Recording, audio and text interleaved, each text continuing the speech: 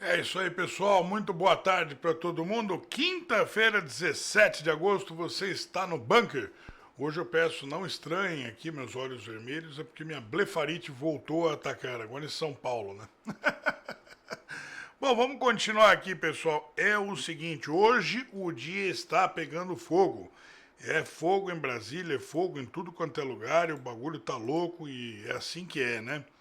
Vamos conversar porque tem uma série de notícias aqui, a gente precisa entender esse cenário todo e é o que a gente faz. Mas antes de entender esse cenário todo, é necessário a gente dar uma passada no contexto amplo. Né?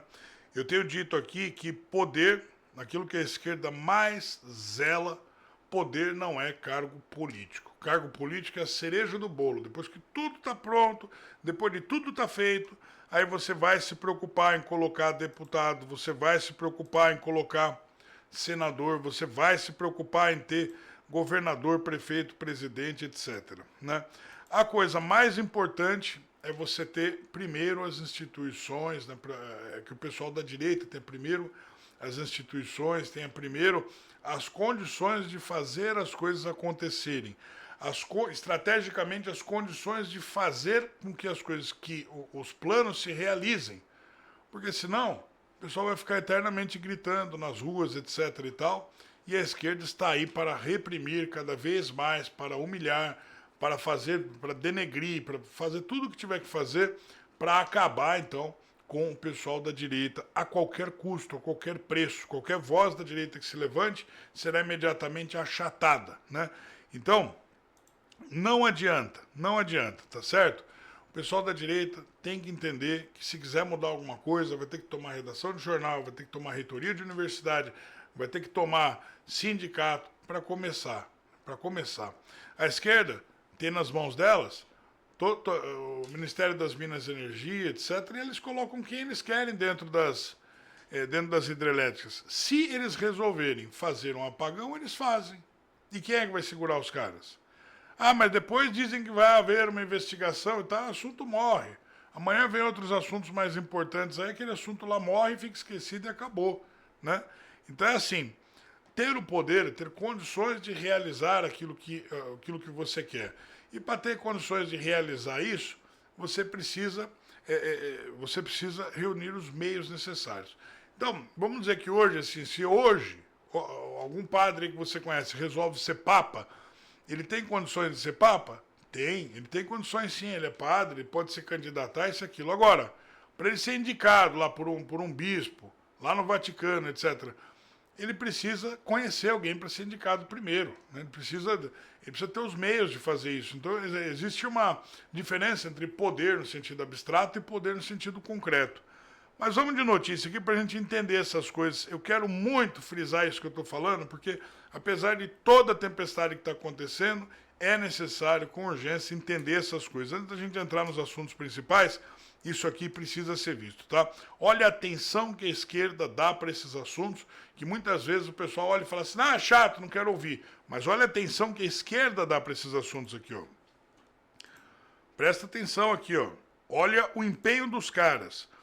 Justiça desfaz lambança de conselho da Universidade Federal que queria retirar reitora à força. Eu tenho dito isso daqui, olha só.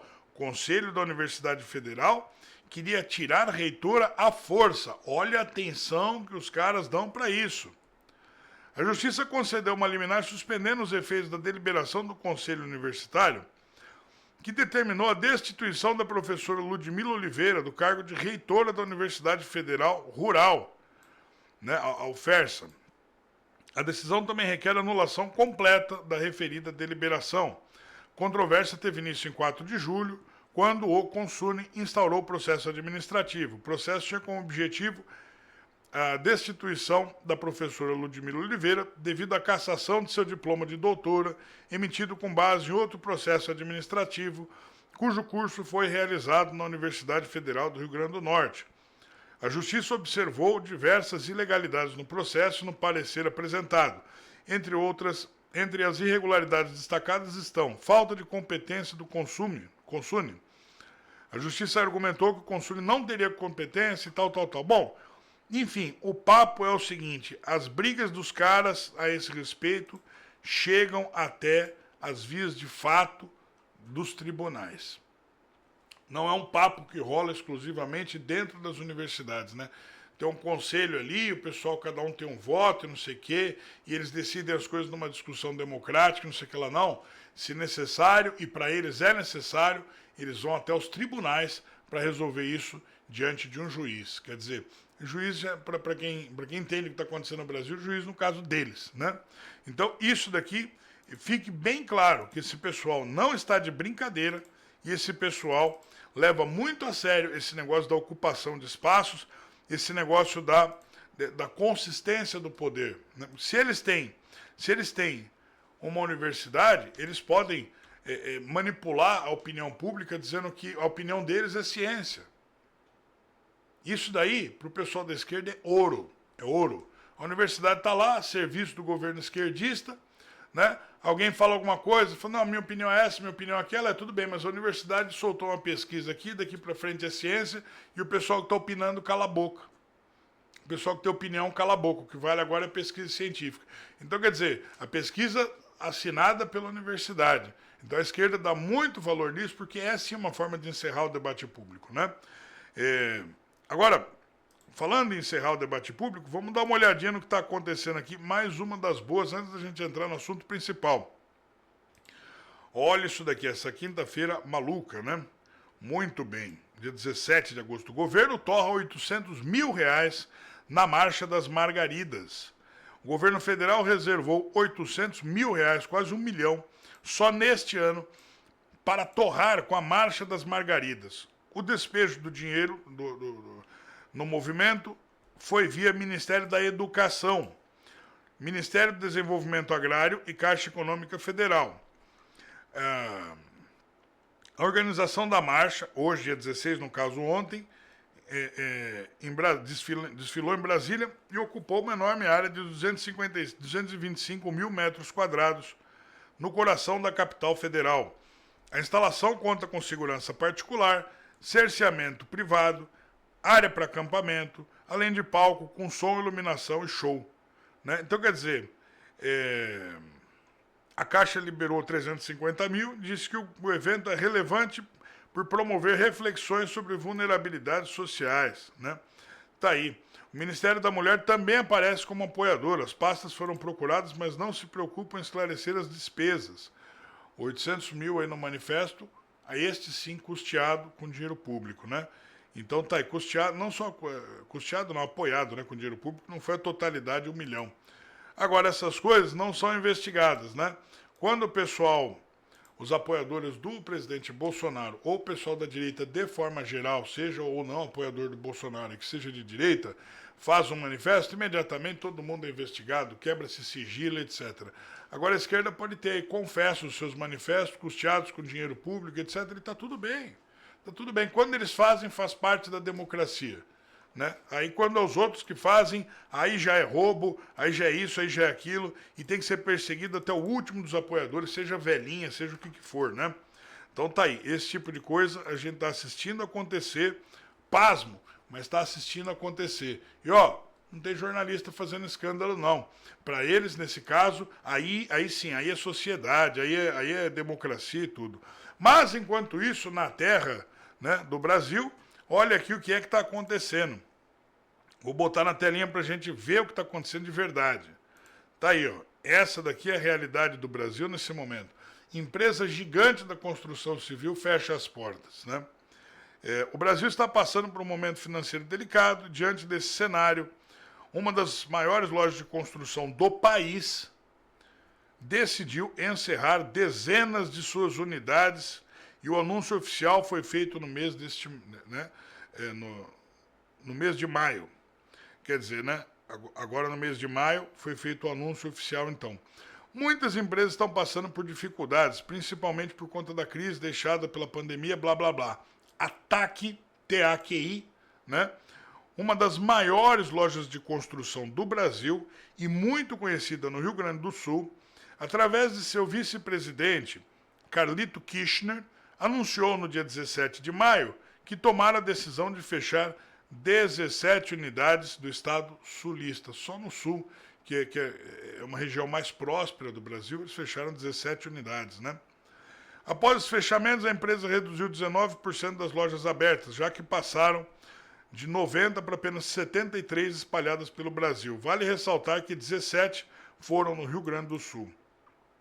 Em nota, Carlito explicou que os motivos da decisão da TAC, aspas, essa difícil decisão foi tomada após uma criteriosa análise de resultados, rentabilidade e potencialidade dessas unidades, além do cenário macroeconômico desafiador que 2023 vem apresentando. Olha só, cenário macroeconômico desafiador, ou seja, ficou difícil a coisa, né? Ficou difícil trabalhar no Brasil. Quando? 2023. Então tá aí, o motivo o motivo do encerramento foi de fato a economia no Brasil e não é muito pandemia não, é mais gestão Lula mesmo, tá? Até então a empresa contava com 7 mil funcionários e por conta disso o vice-presidente aproveitou também para agradecer a todos que fizeram parte dos quadros da loja. Então tá aí, né? Então a gente tá vendo grandes empresas diminuindo para não quebrar, tá? A TAC é uma grande empresa da construção civil, a gente já viu outros casos da construção civil acontecendo, e quando a construção civil dá esses sinais, é muito cruel, por quê? Porque a bolha imobiliária, ou seja, o que diz, o fenômeno socioeconômico que diz como que determina o preço dos imóveis no Brasil, né, tá em queda. Ou seja, como que funciona a bolha imobiliária? Quanto mais casas tem num lugar, mais caro é o preço do aluguel, mais caro é o preço do imóvel. Né? Se o lugar está vazio, lá não tem nada, para o sujeito vender um terreno ali, ele vai ter que dar preço de banana. Agora, se tem bastante gente morando, o preço sobe. O pessoal chama quem compra terreno, espera o preço subir para vender, chama isso de especulação imobiliária. Agora, uma coisa é ter um lugar loteado vendendo terrenos. É uma coisa. Outra coisa é ter um lugar loteado e com terrenos com casas, para você vender um terreno ali, para você subir uma casa. É um negócio muito lucrativo, porque você gasta um número X de dinheiro ali para você construir a casa automaticamente ganha valor de mercado e automaticamente, né, ela fica mais cara ali, o lugar como um todo fica mais caro, todo mundo sai ganhando e a pessoa que vem morar ali vai devolver o dinheiro, né, na forma de aluguel, na forma de comprar o imóvel, etc. Né? Então é assim, para que você entenda o que eu estou dizendo, quando a atividade para no país, para que isso chegue na construção civil, para que o pessoal que está vendendo cimento, areia, pedra, essas coisas, venha encerrar a loja por falta de movimento, é porque você tem uma crise muito brava. O governo pode estar falando que está tudo uma maravilha, mas explica aí o fechamento dessas empresas. Explica aí como que essas empresas estão fechando, explica aí essa massa de desempregados que está indo para as ruas, né? O pessoal está indo aí agora, saiu aí, o mês que vem não tem salário. Como é que vai fazer? Ah, mas tem seguro-desemprego? É verdade, mas daqui a pouco acaba. E vai arrumar emprego aonde? As lojas estão fechando, né? As grandes empresas estão saindo fora, né? Então é isso aí. Isso sem dizer como que a bolsa vem caindo, né? Eu tenho visto lá o Twitter do Pablo, o Toro, lá, e visto como que ele está falando das quedas da bolsa, é uma coisa impressionante, é uma coisa terrível para o país, né? Agora vamos lá, né? O Exército tomou 2 porradas aqui esses dias. Essa daqui que eu vou comentar, a primeira. Os seus militares agora vão ter que se explicar para um governo de esquerda, né? Olha aí, ó. Vamos dar uma olhadinha no que os militares arrumaram para si. Ministério Público Federal questiona Exército sobre critérios de idade em colégios militares, né? Então tá aqui, ó. O Ministério Público Federal questionou critérios de ingresso nos colégios militares definidos pelo Comando do Exército. A instituição ajuizou a ação civil pública com pedido de decisão urgente para devolver um problema de limbo temporal causado por portarias recém-editadas. O problema impacta diretamente no processo seletivo para ocupação de vagas nos colégios militares de todo o país, no ciclo 2023-2024, que começou a receber inscrições em 7 de agosto para escolas em Brasília e outras 13 locais. A controvérsia tem relação com a data de corte para matrícula na educação básica. Em 2026, a legislação fixou o ingresso no primeiro ano do ensino fundamental apenas para crianças que completassem 6 anos até 31 de março. Os colégios militares, no entanto, não se adequaram à regra e continuaram a usar 1º de janeiro como data de corte. Então, quer dizer, é uma bobagemzinha, né? Quer dizer, é uma questão de critério de data ali. Fulano faz aniversário em janeiro, fulano faz aniversário em março, então é isso, então é aquilo. E os caras foram parar uma discussão que é administrativa, que é interna corporis, né? Uma coisa que é interna dos colégios, virou acusação criminal. Os caras têm que se explicar no Ministério Público Federal, quer dizer, para a Polícia Federal, etc., e como se fosse um caso de crime, né? E tá aí, né? É uma forma, assim, de humilhar os militares, e isso, na minha opinião, é inegável, né? Os militares estão aí tomando as porradas deles, e eles que agradeçam o pessoal que fez o L lá dentro, né? Isso daqui é só uma deles, né? Eu nunca vi esse tipo de discussão acontecendo nos outros colégios. Pelo contrário, quando a gente viu acontecendo durante o governo Bolsonaro, meu Deus do céu, se aparecesse ali o Miguel Najib falando de escola sem partido, ele era trucidado na mesma hora, né?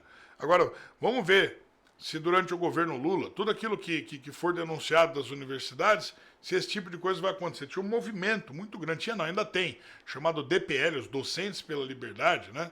O pessoal que é professor de universidade, que foi perseguido dentro de universidade por não fechar com a esquerda, não precisa nem ser de direita, o cara só não fechou com a esquerda, pronto. Eu estava ali e fizeram uma série de documentário, etc., nada foi feito, a justiça nunca se importou com isso. Não houve sequer uma pequena manifestação do Ministério Público. Agora os militares estão lá tendo que se explicar, né? Muito bem, parabéns aí aos envolvidos, né? Vamos seguir aqui porque essa daqui é a quente do dia, né? Isso daqui foi amanhã desta quinta-feira, foi amanhã desse dia 17, né? Só se falou nisso na internet. Olha lá, vamos ali. Aspas, Bolsonaro me disse que eu estaria salvando o Brasil, diz hacker Walter Delgatti. Veja o vídeo, né? Então tá aqui. A Comissão Parlamentar Mista de Inquérito, CPMI, que apura os atos de 8 de janeiro, houve. Nesta quinta-feira, dia 17, o hacker Walter Delgatti Neto. A sessão começou às 9h30 da manhã. O hacker afirmou que foi encaminhado pelo então presidente ao Ministério da Defesa e que alteraria o código-fonte da urna para mostrar suposta vulnerabilidade no 7 de setembro, né? Então aqui tem um vídeo dele, a gente já vai passar. Vamos dar uma olhadinha no que é que ele está dizendo, o que é que o seu Walter Delgatti está dizendo, né? Isso daqui, este foi o assunto do dia. Vamos passar aqui agora para a gente ver as falas do seu Walter. Sobre a relação dele com Carla Zambelli, eu vou explicar quem é Walter Delgatti Neto. Ele foi preso pela primeira vez em 2015 porque durante uma abordagem... Opa, desculpa, entrou o vídeo errado. Vamos botar o certo agora.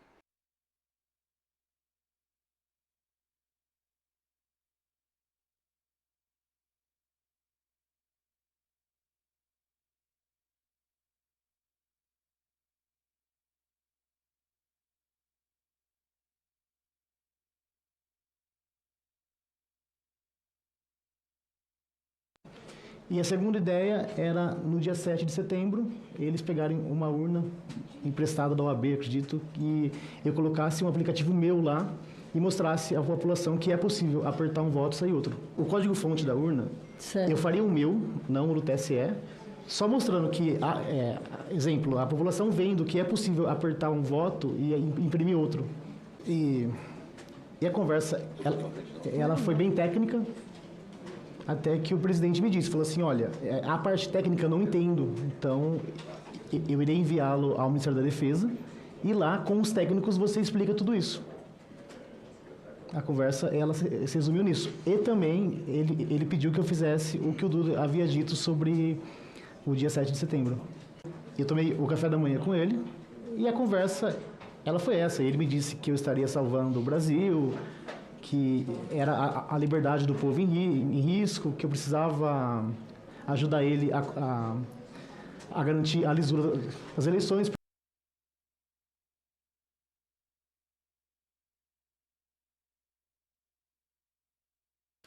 Muito bem. Eu, Ricardo, não acredito. O sujeito falou um negócio desse, agora ele que prove o que ele falou, né? Se ele está ali para falar esse tipo de coisa, agora ele tem que apresentar alguma coisa plausível. Até porque o seu Walter Delgatti Neto não é exatamente santo, né? Tem aqui um outro vídeo que eu vou passar para vocês aqui, para você ter uma ideia de quem é Walter Delgatti Neto, né? Não quero manchar a imagem de ninguém, mas as pessoas têm que saber porque é de interesse público, não é isso? Então vamos lá.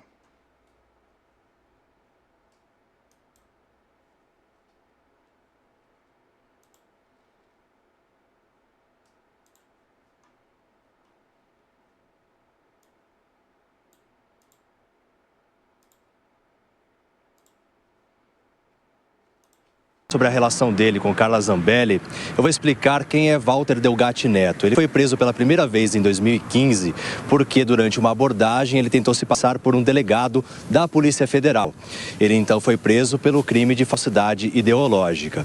Em 2017, ele voltou a ser preso pelos crimes de tráfico de drogas e de estelionato por falsificação de documentos.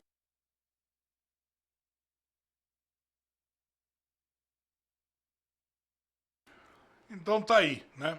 Eu, Ricardo, não tenho nenhum motivo para acreditar no que esse sujeito diz. O cara já foi, além desses casos aí, o sujeito já foi o cara que foi lá fazer o hacker da Vaza Jato, para quem lembra bem, né? O cara que foi ferrar com a Lava Jato. Eu não tô vendo esse cara como nenhum fã da justiça brasileira, não. Esse cara tá preocupado com as liberdades individuais no Brasil. Esse cara tá preocupado com isso e aquilo, eu me recuso a acreditar nisso. Agora, vamos dar uma olhada aqui no que disse também, né, tem aqui o que disse o André Fernandes no Twitter, né? Eu salvei aqui o Twitter dele, deixa eu ver se eu consigo colocar aqui, deixa eu ver se eu consigo colocar na tela aqui, né? Vamos ver se entra aqui. Tá entrando, vou botar aqui na tela para você ver o que é que disse o André Fernandes, lá do Ceará. Olha lá, vamos ver. Pronto. Tá aí, tá na tela, né? Muito bem. Deputado federal André Fernandes. A contradição do hacker.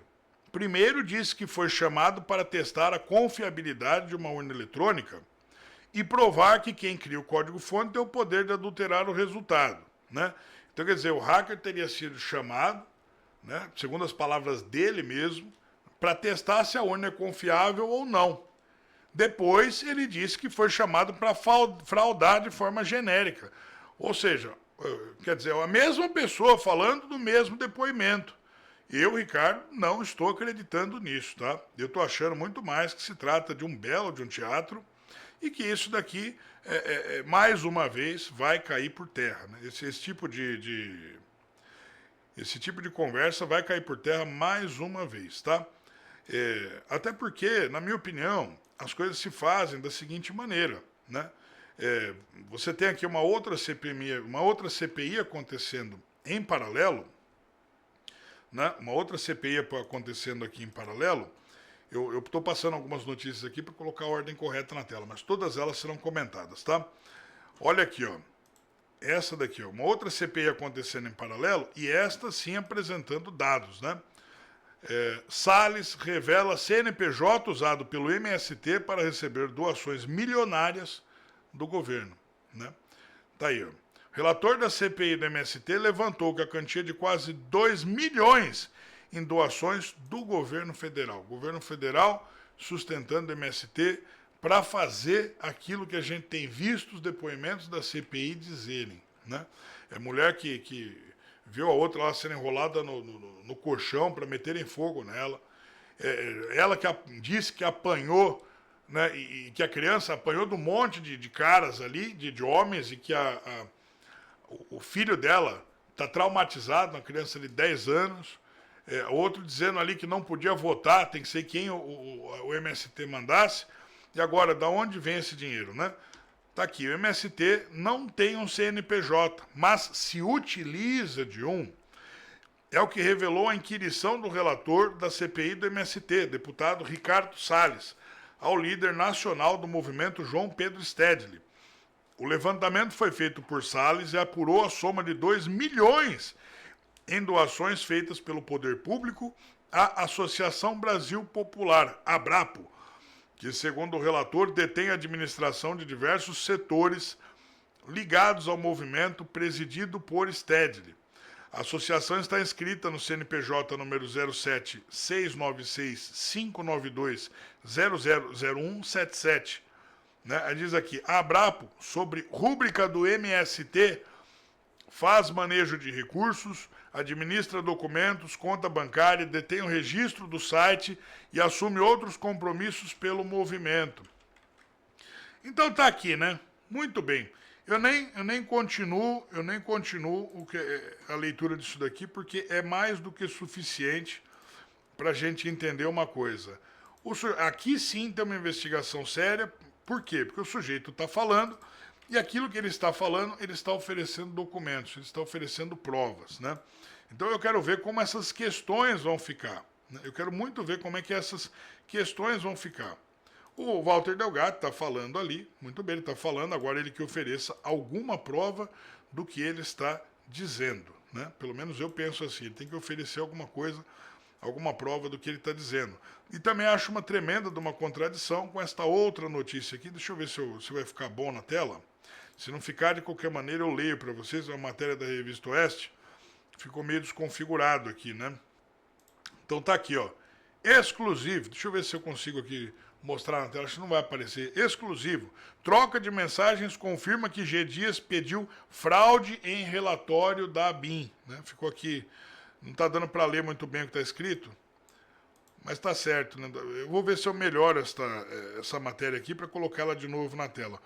Mas, de qualquer maneira, está dizendo aqui, uma troca de mensagens entre o general Gonçalves Dias e o ministro do Gabinete de Segurança Institucional, Saulo Moura Cunha, ex-diretor da ABIN, comprova que G. Dias, como é conhecido, foi o mentor por trás da fraude no relatório de inteligência enviado à comissão do Senado.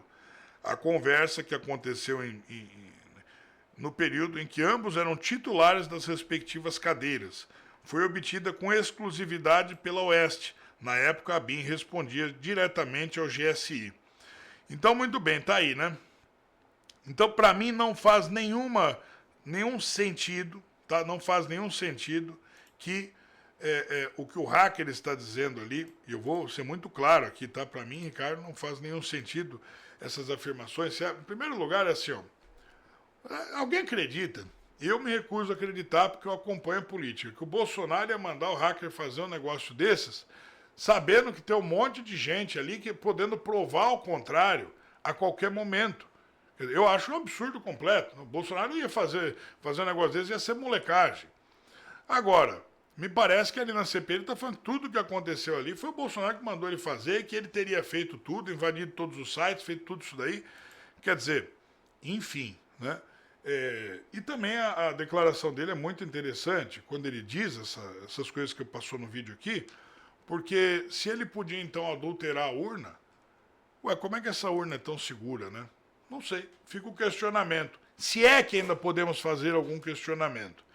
Mas, de qualquer maneira, eu estou olhando aqui que se o cara está fazendo tudo isso daí, o Bolsonaro estava por trás, não sei o quê, como a imprensa está sugerindo, então por que o G. Dias pediu para fraudar o relatório da ABIN? Que sentido faz? Se os caras eram tão inocentes e anjos de candura, por que isso está acontecendo? Eu acho que esse pessoal precisa pôr a mão na consciência, porque, a meu ver, pode ter gente inocente ainda presa. Né? E muita gente inocente pode ainda pagar por uma justiça que ninguém mais tem confiança. O Ricardo, não tenho mais confiança. Se eu for parar na justiça hoje, o que vai estar na minha cabeça é o seguinte, olha, você não é de esquerda, o juiz vai te ferrar para fazer bonito pro Lula, para fazer bonito pro pessoal da esquerda. Para ele ser lembrado depois, ajudei vocês aqui, ferrei o cara da direita lá, agora me sobe de cargo aí. É isso que está todo mundo pensando. É assim que o Brasil está. É por isso que as empresas estão indo embora. Governo de esquerda olha, democracia e gente de esquerda não fazem par. Não fazem par, tá? E os caras estão cumprindo aquilo que disse o seu José Dirceu. Tomar o poder, o que é diferente de ganhar eleições, né? Tá aí. E falaram e realmente estão fazendo, né? Ninguém finge que isso não está acontecendo, não, porque de fato está, né? Agora, vamos falar um pouquinho aqui também do que está acontecendo no Exército. Essa daqui eu achei uma notícia fantástica para a gente comentar antes de passar para as próximas, né? Olha aqui, ó. No cenário de hoje, generais estão com medo da guarda lulista. Guarda Nacional selaria a perda de influência dos militares, né? O Lula foi um que disse que os militares seriam enviados de volta aos quartéis, né? Tá aí, né? Dê parabéns aí a todos aqueles militares, o generalato Melanciato, né? O Melanciato que foi a favor disso daí tudo. Agora estão ganhando um tchau, né, da presidência da República. O pessoal falou, volta pro quartel, vai pintar guia que é para vocês prestam. Segundo noticiado ontem pela Veja, fontes anônimas oriundas das Forças Armadas Brasileiras, possivelmente generais do Exército, estariam manifestando preocupação em relação à criação de uma nova força de segurança. A Guarda Nacional seria um modelo representando a união de diversas forças de segurança para a proteção de prédios públicos. O temor das altas patentes militares estaria menos ligado a um suposto esvaziamento de atribuições do que ao alijamento do centro do poder. É preciso lembrar que o Exército, por intermédio do Gabinete de Segurança Institucional, que faz a defesa da esplanada dos ministérios, a guarda lulista representaria na prática significativa perda de influência dos militares sobre os atores políticos em Brasília. E comunista é assim mesmo, tá? Ou fecha com eles e vira escravo deles, ou está fora, e acabou, né? Como diria o seu Nicolau Maquiavel, lá no Príncipe, conquista e manutenção do poder. Acabou. Em entrevista a veículos da EBC, né, quer dizer, oficial do governo federal, em 25 de julho, em Brasília, o ministro da Justiça, Flávio Dino, disse que a proposta de criação da nova corporação federal foi um pedido do próprio presidente Lula e deve substituir a Força Nacional de Segurança. Né? Então tá aí, né? Então tá aí. Os militares agora, vamos falar o que é simples, né? Vamos falar agora o óbvio do óbvio, porque precisa ser falado, né? Os militares que fizeram o L e forçaram os seus subalternos a fazerem o L, agora estão ali de saída. Agora estão ali com a malinha nas mãos. Ué, nós não vamos participar da festa? Não, não vão. Vão ficar quietinho aí, tá? Barrados no baile, né? A festa do melancia não entra. Eles acharam que iam surfar na onda. E olha o surf da onda aí, né? Não vai surfar na onda nenhuma, né? Essa é a onda que o sujeito vai surfar. Tá aí. Agora, olha essa daqui, né? Olha essa daqui. A gente precisa falar sobre isso também, tá? Primeiro que os militares agora estão de parabéns. Conseguiram o que queria, né? Tá aí. É democracia na qual os militares não podem ter voz. E olha, sinceramente, não sei o que pensar, tá? O papel que eles estão fazendo no Brasil vai pintar guia. Tá? Tá aí. Alckmin anunciou aumento de imposto de importação de leite e derivados. O vice-presidente e ministro da Indústria e Comércio, Geraldo Alckmin, anunciou ontem uma decisão tomada pelo governo petista de aumentar os impostos de importação para leite e seus derivados no Brasil. Pois é, né? Quer dizer, o que vier de fora, leite, manteiga, queijo, etc., vai ter impostos mais pesados. A medida, segundo Alckmin, tem como objetivo fortalecer o suporte à pecuária nacional, que enfrentam concorrência do mercado argentino e uruguaio. O anúncio ocorreu durante uma cerimônia em Sete Lagoas, região metropolitana de Belo Horizonte, onde foram entregues caminhões e ônibus como parte do programa de renovação da frota. Aí diz aqui, né? O Alckmin. Minas Gerais é uma potência na produção de leite. Estamos testemunhando uma crescente onda de importações e uma queda significativa dos rendimentos dos produtores. Ontem, elevamos os impostos de importação para leite e derivados. Acreditamos que essa ação contribuirá para fortalecer a indústria pecuária do país, afirmou o presidente em entrevista ao lado do governador Romeu Zema. Quer dizer, onde é que está a jogada aí, tá? Vamos ser franco aqui. O pessoal resolveu colocar aquele negócio, não, acabar com a paridade de preço, que não sei o que, com o dólar, que não sei o que lá, que agora a Petrobras vai isso e vai aquilo. Ferraram com a Petrobras, o preço dos combustíveis subiu, o preço do diesel foi lá para cima, o preço da gasolina foi lá para cima, ferraram os transportes, encareceu toda a cadeia de produção, ferrou com os produtores, né? Agora que está vendo que ferrar com os produtores significa ferrar com os consumidores, significa ferrar com a indústria. O leite, a vaca não dá leite em caixinha, ela dá leite lá no balde. O cara que tem que pegar depois o leite que eles tiram da vaca, mandar nos tonéis ali para a indústria assim vai fazer todo o processo de tratamento do leite, colocar nas caixinhas e depois vai mandar para o comércio para que venda, para que ofereça isso para o público final, para que você chegue no mercado, no supermercado e que ali tenha o leite, que ali tenha o queijo, que ali tenha a manteiga. Né? A vaca não solta manteiga, ela não solta queijo, ela não solta derivados de leite. Então, em primeira decisão, as decisões em cima da Petrobras ferraram com o mercado como um todo e agora eles vão fazer o quê? Vão falar que não, que é culpa da concorrência e vão ferrar com os importados. Ou seja, só o povo vai pagar essa conta, por quê? Porque se aumenta os impostos dos importados, os importados também sobem de preço no mercado. Na cabeça deles é o seguinte, você sobe o importado de preço, o pessoal tem que comprar o nacional. Isso não é uma verdade.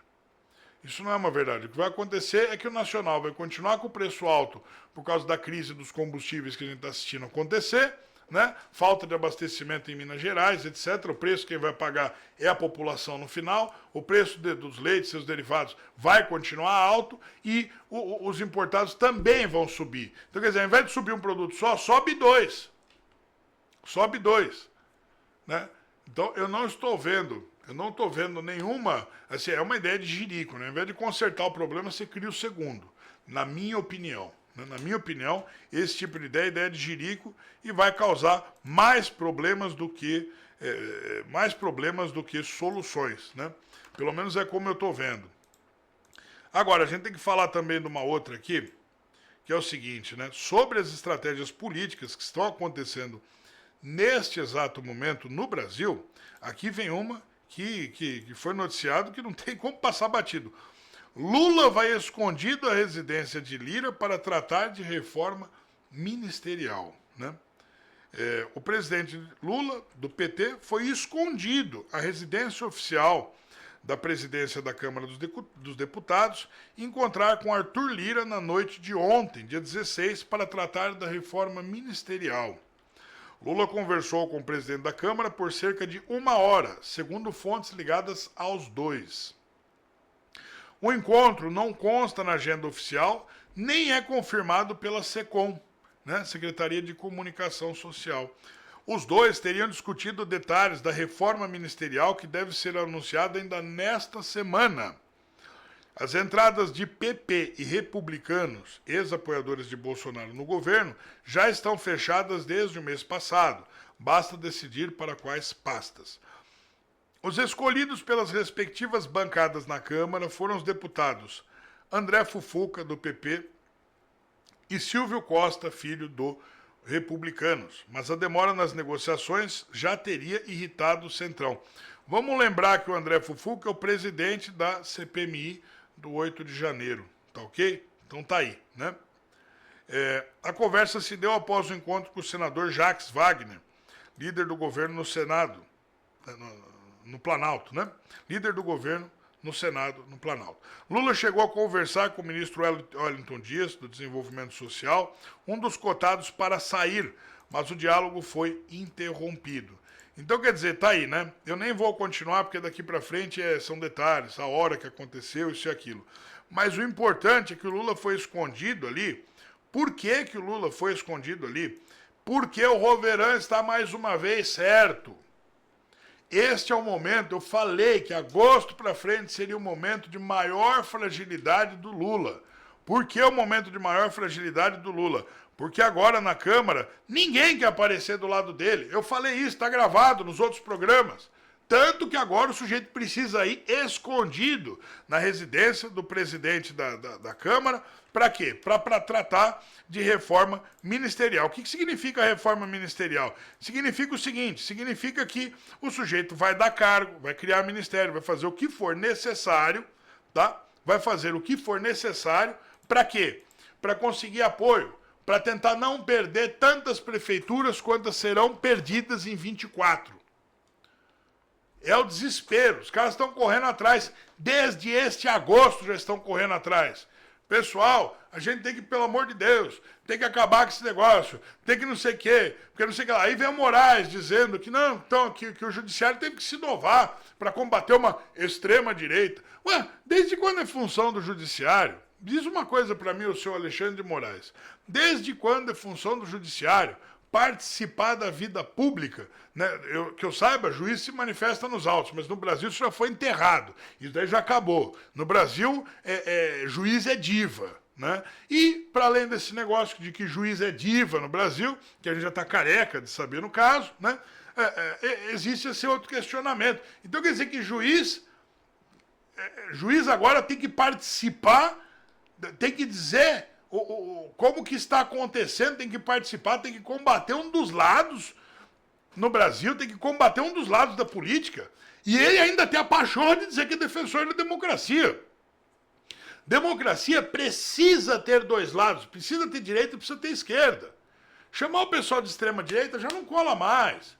É uma mentira deslavada, repetida, batida, pastelona. Chamar o pessoal da direita de extremista é pastelão.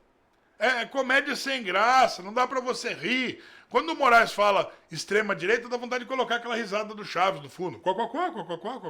Dá vontade de colocar isso. Que extremismo? Onde tá vendo extremismo? Não tem extremismo nenhum. O pessoal discorda do negócio, quer debater, o debate público é acirrado mesmo.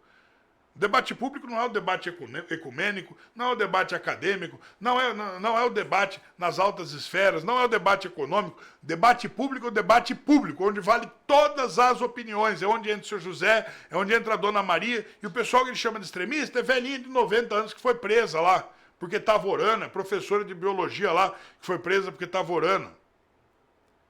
Esse pessoal é extremismo. Grande extremismo. Dobraram o joelho e fizeram uma oração. Olha... Tá aí, né? A justiça de Deus não falha. A dos homens é essa porcaria aí que a gente tá vendo. Agora, desde quando é função do judiciário, né, participar de um combate a um dos lados do espectro político? Ué.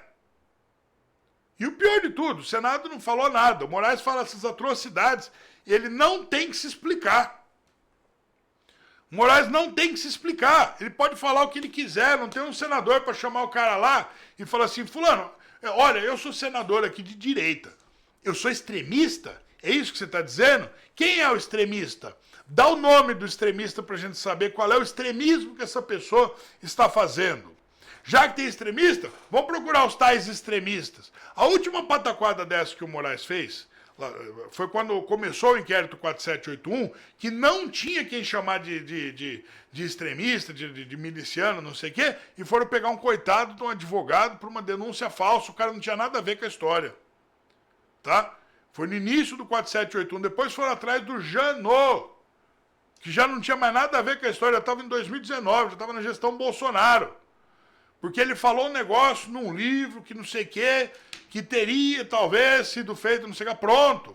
O cara já foi incluído no inquérito maluco para tentar criar substância. Sabe, soltou o rojão, só correndo atrás da vara. Para tentar criar substância no que disse. E não cria, porque não é verdade. Não consegue. Os inquéritos estão aí há quanto tempo? Não se prova nada contra ninguém. Cadê a porcaria da extrema-direita? Não tem. Não tem, cara. Não tem.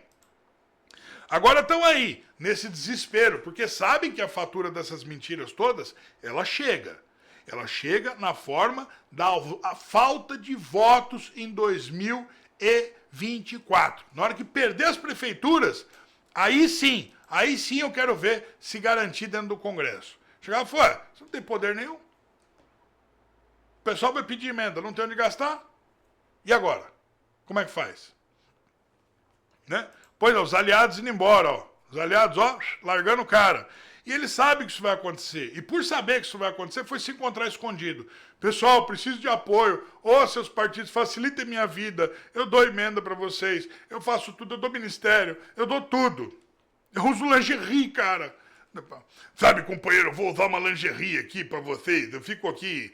Vocês fazem o que quiser comigo. Pode me chamar de qualquer nome feio, que eu vou adorar, sabe? Mas me apoia lá, porque senão eu tô ferrado. Então é isso aí, né?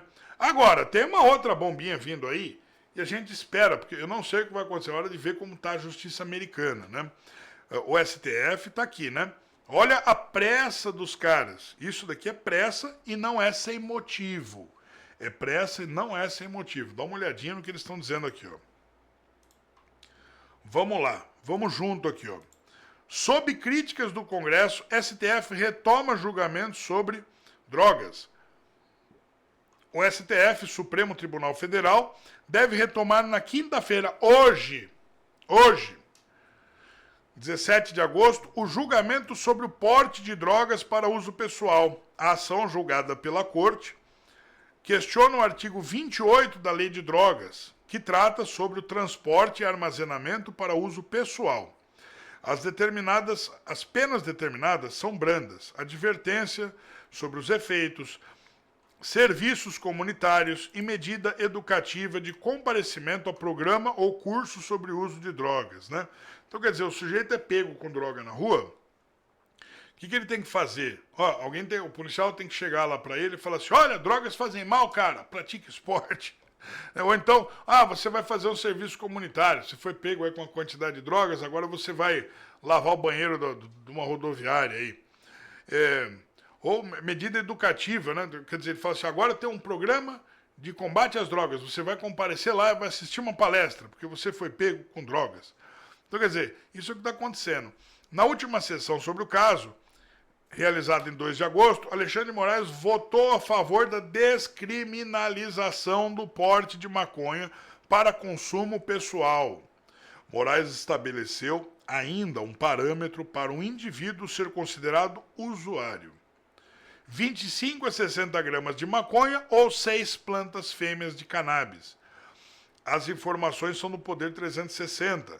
O julgamento foi suspenso a pedido do relator Gilmar Mendes, na última terça-feira, 8 de agosto. Né? A gente estava comentando sobre isso. Gilmar liberou o caso para julgamento novamente e pediu para a presidência da Corte pautar a ação para esta semana. A análise será retomada no mesmo dia em que o Senado realiza uma sessão temática para debater o tema. O julgamento no Supremo provocou tensão com os senadores que refutam a autonomia da Corte para decidir sobre o tema. Um dia depois que a análise foi retomada pelo STF, o presidente da Casa Alta, Rodrigo Pacheco, criticou a possibilidade de descriminalização por decisão da Corte. Quer dizer, o que a gente aqui fora está falando está funcionando. Então quer dizer que a Corte vai transformar leis agora, não precisa mais de deputado, não precisa mais de senador, até o Pachequinho ali, que é aliado dos caras, que é fechado com eles, está reclamando. Né? Aspas aqui para o Pacheco. Houve, a partir da concepção da lei antidrogas, também uma opção política de se prever crime de tráfico de drogas com pena a ele cominada e de prever também a criminalização do porte para uso de drogas.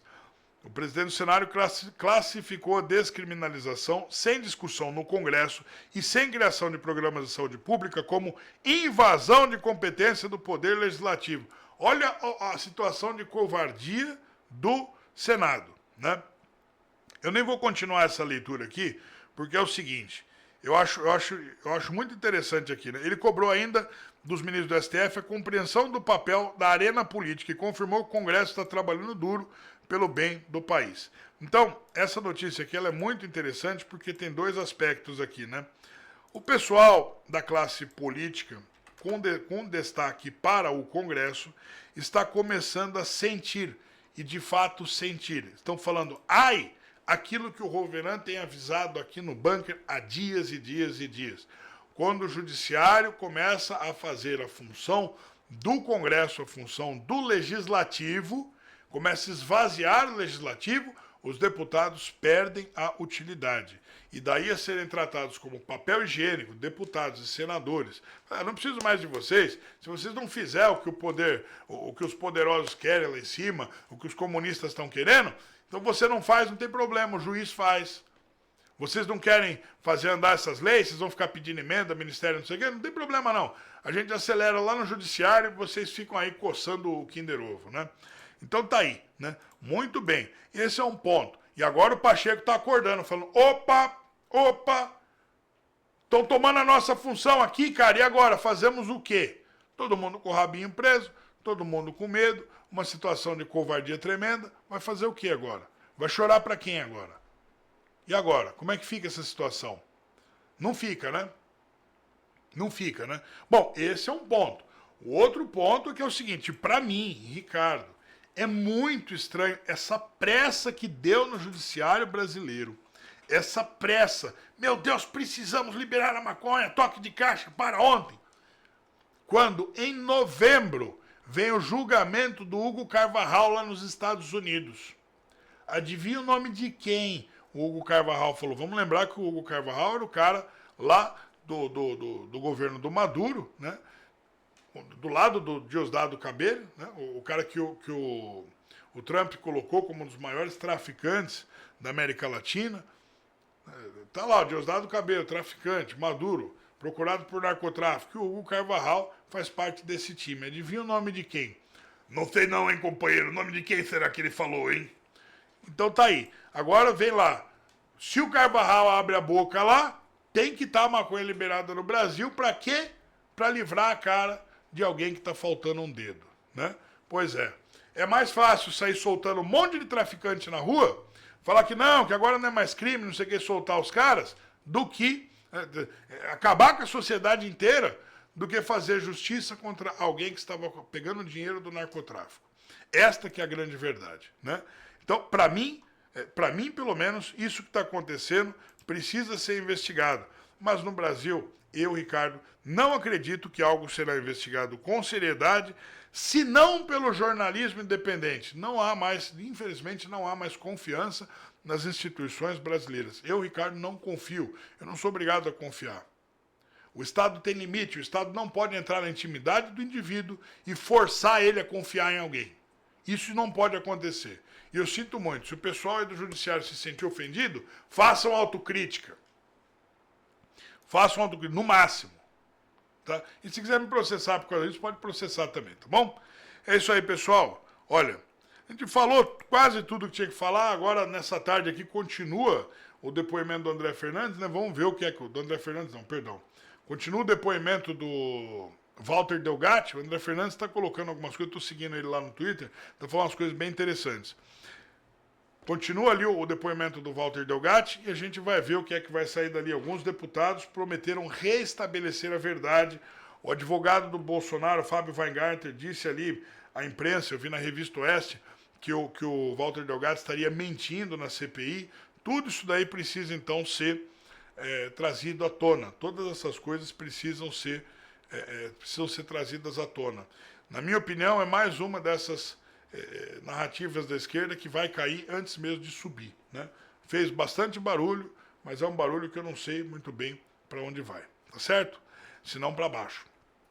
Pessoal, a gente vai ficando por aqui, um beijo no seu coração. Quer contribuir com o trabalho do Bunker? Faz aqui pra gente um Pix, 11 99218 5469. Obrigado pela sua presença, obrigado a Deus em primeiro lugar. Quer acompanhar a gente? Segue aqui ó, em todas as redes sociais, @Jornal Bunker, tá?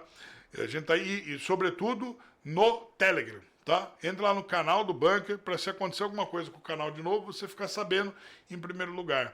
Lá você, tiraram do YouTube, tiraram disso, tiraram daquilo, não tem problema, lá você vai ficar sabendo como que a gente vai trabalhar. O trabalho de jornalismo continua. Tá? Pessoal, isso é um beijo no seu coração, a gente vai ficando por aqui e amanhã a gente volta com mais uma edição da tarde, recheada de muitas novidades. Vamos!